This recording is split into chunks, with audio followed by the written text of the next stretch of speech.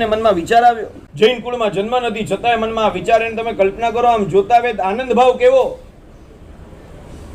મહાત્માને જોતા અભાવ કેવો, અને વરાવ્યા પછીનો એમનો અનુમોદનાનો ભાવ કેવો હતો. બસ આ ભાવના કારણે સંગમ પોતે તરી ગયા. સંગમથી શાલીભદ્ર ખીર વરાવાથી બનાય?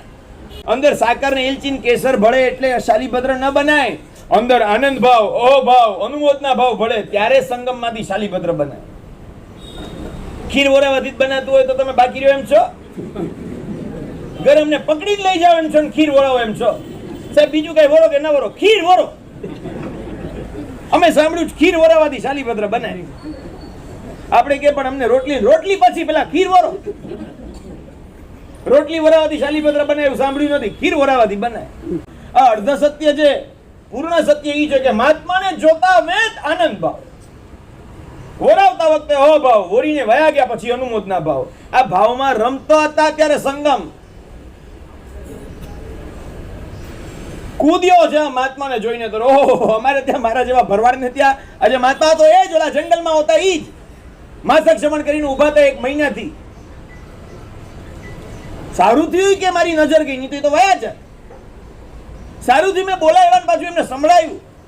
સારું થયું મારી વિનંતીને માન આપીને પાછા ઈ આવ્યા, એ તો ના પાડી દે. સારું થયું મેં ખીર પાછી એઠી નહોતી કરી, એઠી થઈ ગયો તો શું વરાવત. સારું થયું ઓલી ખીર આપીને પાછી એ માતી બીજે વહી ગઈ પાછી કામ કરવા. એ ઊભી હોત તોય કદાચ ના આપી શકત. એ એમ કે ભાઈ આટલી માંગીને તારા માટે એક તો બધું કર્યું, તું દેવાવાળી કરે છે. સારું થયું પાછું મહાત્મા ખપ નથી કહીને વયા ન ગયા. એ તો હું કે ખીર છે ને એ કે ખપ નથી, તો મારે શું કરવું? આમ કેટલો બધો આમ વિચાર આવે છે આનંદ ભાવમાં. સારું થયું, સારું થયું, સારું થયું, સારું થયું, સારું થયું, સારું. અને એ જયારે પછી મહાત્મા આવે છે ખીર જયારે વરાવે છે ત્યારે આમ તમે જો એમની ભાવની ધારા ત્યારે નહીં સુપાત્રદાન કે કોઈ પણ વસ્તુમાં આજની તારીખે જૈન સંઘમાં કોઈના ભાવ 19 નથી, 21 જ હોય છે. સાહેબ અમે પણ એટલા જ ભાવથી લાભ લઈએ છીએ.